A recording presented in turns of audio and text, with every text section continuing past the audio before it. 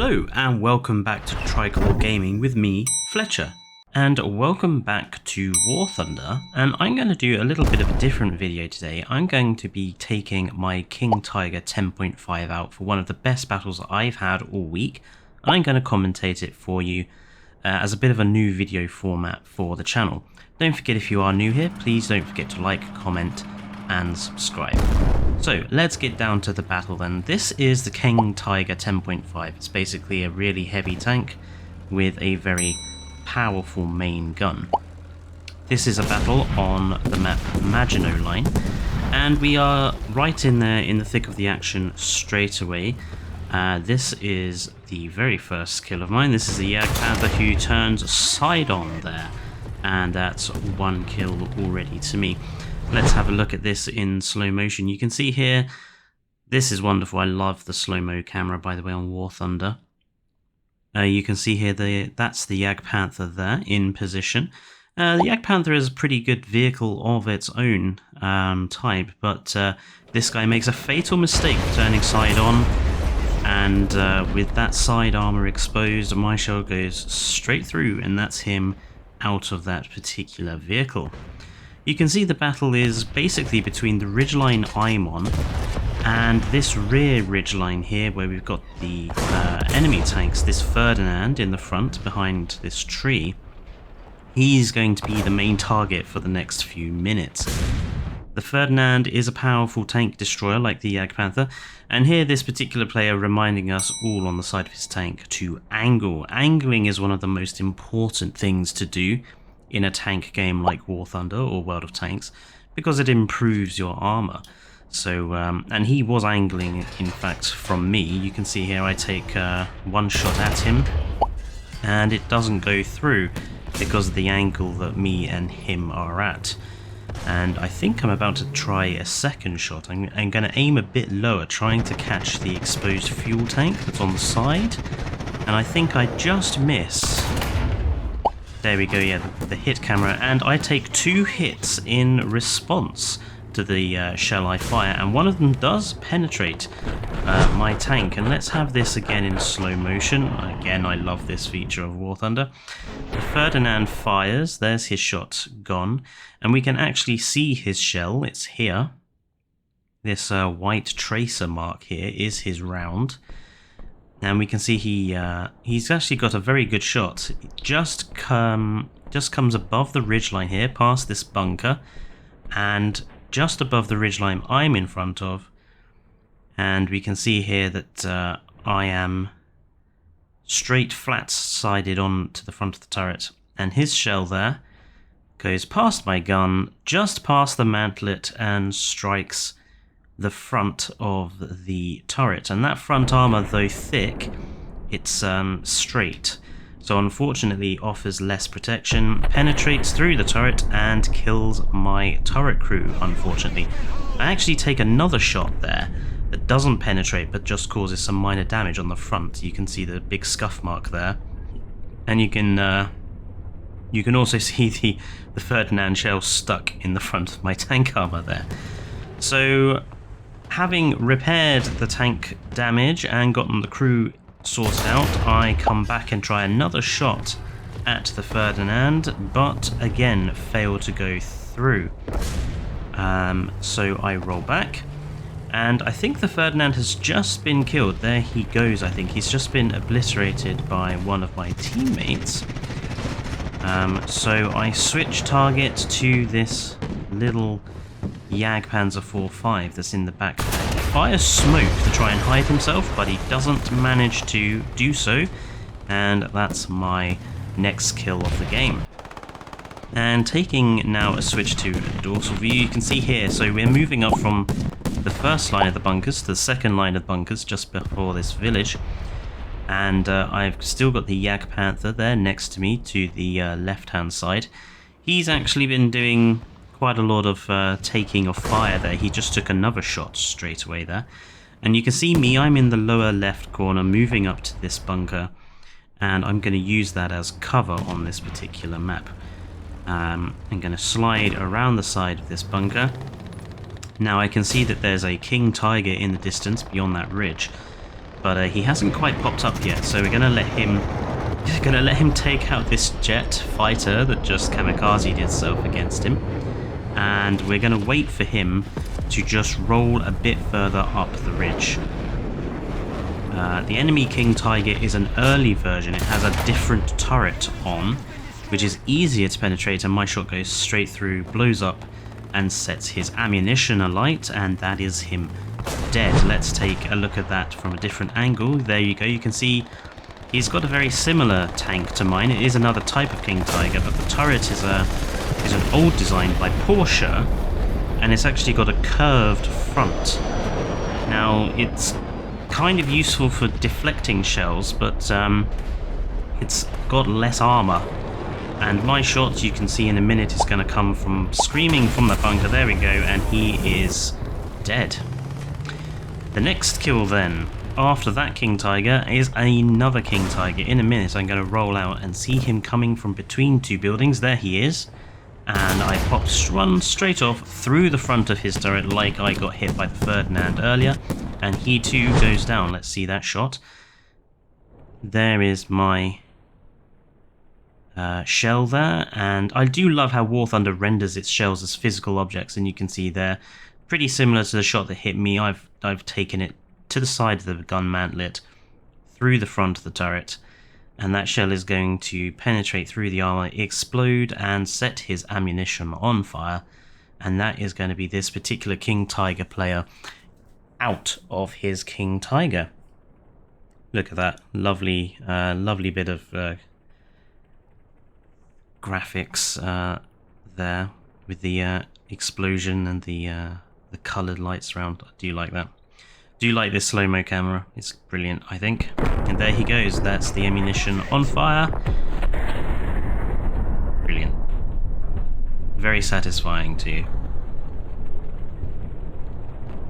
It's always nice to kill another kingtiger in a kingtiger. And now the battle is going to slow down for a little bit. I've taken out 4 targets so far, which is doing quite well for this tank, if I'm honest. Usually it gets quite bad matchmaking. And I'm just keeping an eye to my left-hand side to take a few shots from a passing fighter there. There is a tank on the left-hand side that keeps popping up behind this castle in the distance, and I'm just being cautious because I don't want to turn side onto him. I'm also checking to the left. I can see that there's an enemy tank over there. I think it's a T-25. I was just having a look to see if I can hit him between the houses here, but I can't. So, just to put some objects between me, I'm going to slide to this side of the bunker, just below this ridge, and I can see there is a couple of enemy tanks in the distance, and I take a shell. The shell just zaps past me there from the M51 in the distance, which popped up for a brief moment. We can have another look here. So this M51, it's a Sherman built or modified by the Israelis with a massive gun, a 105, I think it is. It's a really powerful gun on a very good chassis, and he's firing a particular type of ammunition at me, which is going to come back to haunt me in a minute. There he fires. Love that effect with the muzzle brake flash and everything. Now the round he fires, we're going to switch to in a second. It's a heat round, high explosive anti-tank, and basically this thing creates a molten stream of metal through into the tank that it hits. It's a very potent type of round. It can penetrate a lot of armor. And here his shell goes. It's the red flare here. You can see he's it's quite a long shot that he's taken here. He's obviously seen me at quite a distance, or knew I was there already. And it comes whizzing past this village. I'm behind that bunker ahead, and I think I was already rolling back when he fired, and it just... I think I've paused the replay here just to get a good view. I think it just comes past. There we go. Misses me by about ½ meter, which is still quite a close shot from that distance. So good shot there, M51. And now me and him are basically trading shots, and well, he hits me and I hit him. So let's replay what happened there in slow motion. So here is the M51 again, behind this ridge where the Ferdinand was, that's long since dead. And he is going to take a shot, I believe, in a minute. I am in the distance just between those trees. So he disappears as he fires from the rendering. There his shot goes, he's fired. You can see it there if I just move the camera. His shell has already closed the distance. And oncoming the other way is my shell, the white shell. And you can see just how close these two are. They pass each other with about, I don't know, a foot to spare. I don't think it's much further apart than that. There are 2 rounds. And in comes, let's go for his shell first. So his shell oncoming in the distance there. Here I am behind my bunker. And it comes in, it's going low, which is the best part really to hit a German tank on. And he hits the lower, what's called the lower glacis. It's basically the part of the armor that's beneath the front. You can kind of consider it the tank's chin. And you can see here that he's penetrated he's actually gone through that lower glacis plate there. That will have knocked out the transmission and sets the fuel tank on fire for the engine, which it's lucky it's not a kill shot, to be honest, for me, but he just causes me an engine fire there, setting fire to the fuel, which I think was already damaged, so that might be why it starts a fuel fire. But if we zoom in through the smoke here, you can actually see the blast damage there, that narrow little hole there in the chin of my tank, which is what his shell did. Here's my shell in response, so we're going back a few seconds before that impact to myself. Look at that, it doesn't have that's a great action shot, I think, firing off there. There is my shell here, and we take it passing the enemy round, which is coming straight towards us shortly, should be appearing. Or actually, I think we've already gone past there. Oh no, there's the enemy shell passing straight past us. There it goes on its course to hit my lower glacis. My shell, meanwhile, passes between these trees, and I'm zoomed out a little too much for us to see what it does, or to catch the shell on impact, but there it goes, striking the top of the Sherman's turret. And now unfortunately the Sherman is not as heavily armoured as my kingtiger is, and unfortunately that shot will penetrate the turret, explode inside, and because the tank is quite small, kills all of the crew at once, and that is him out. And the battle is progressing quite quickly now. My team is already in this village and we're basically pushing them back. So here I go, I'm moving, I'm at the bottom of the screen here. I'm moving into the village while my allies take out enemy aircraft around me. There is an enemy tank to my right hand side, it's the T-25 from earlier. Now I want to try and find that tank and kill it. And I think what I'm going to do is I'm going to drive through this village and try and take it on from the side. Now, I'm not sure what happened to this T-25 player. I think he might have been AFK, because he hadn't done much after appearing on the radar initially. See, I'm keeping an eye on that side. And I'm going to pop out between... I think I'm going to pop out past these houses. There we go, and there's the T-25. Now I'm going to take a shot and I fluff it up. I'm short on that particular shell, so I'm going to move into cover while reloading. I thought the T-25 would fire back, but he doesn't. So I'm going to guess that he is AFK at this point. Still using the houses as cover here. Now you can see I turn my tank, I'm twisting it round. So if he does fire back, it's going to hit my strongest armor, take another aim shot, and this time penetrate his turret, and he is out of here. And I continue rolling on. So this is the final line of housing here, and you can already see there's my ally here in his IS-6, I believe this tank is. It's a Russian tank, very big gun. and he's been brawling with the enemy team. So I'm coming in to help, or at least attempt to.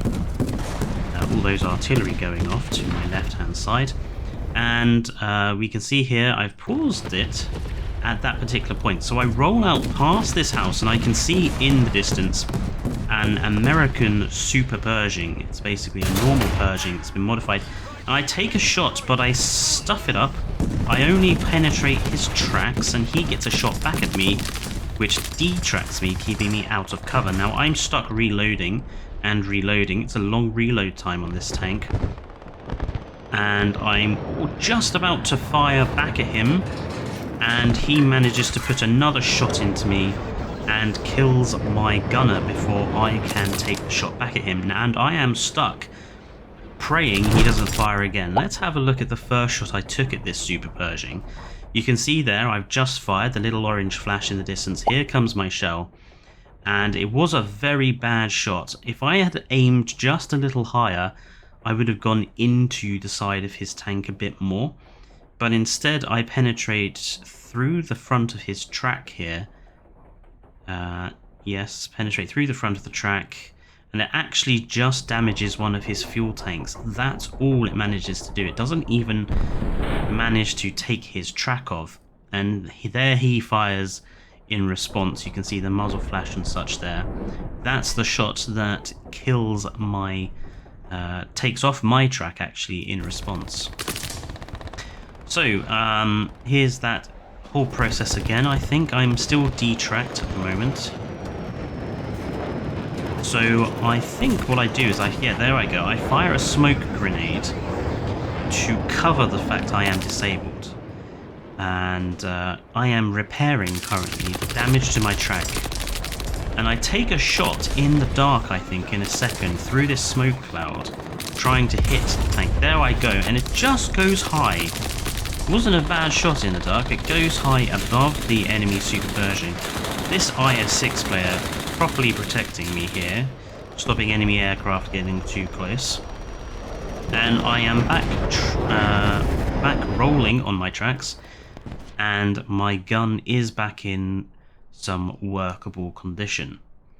And this IS-6 player is about to take out that Super Pershing for me. He rolls forward, takes a shot, and there the Pershing goes. And that is it for this particular match. The Super Pershing is dead. There's no other enemy targets on the battlefield. That is the end of the match. Just zooming out so you can see just how much carnage was caused getting to that position there at the front of the village. This was probably my best match in the Kingtiger 10.5 I have ever had. But I do love this vehicle. And if you liked this particular method of me doing my Warthunder videos, please remember to like, comment and subscribe. Let me know in the comments whether you think this format, going through a battle, works or not. And if so, I shall bring you more commentated battles in future videos. There is my lovely Tiger 10.5 in its mod skin there. But for now, I want to say thank you to all those who have watched. Don't forget to watch the other videos on the channel, and I will see you next time. Stay safe, and goodbye.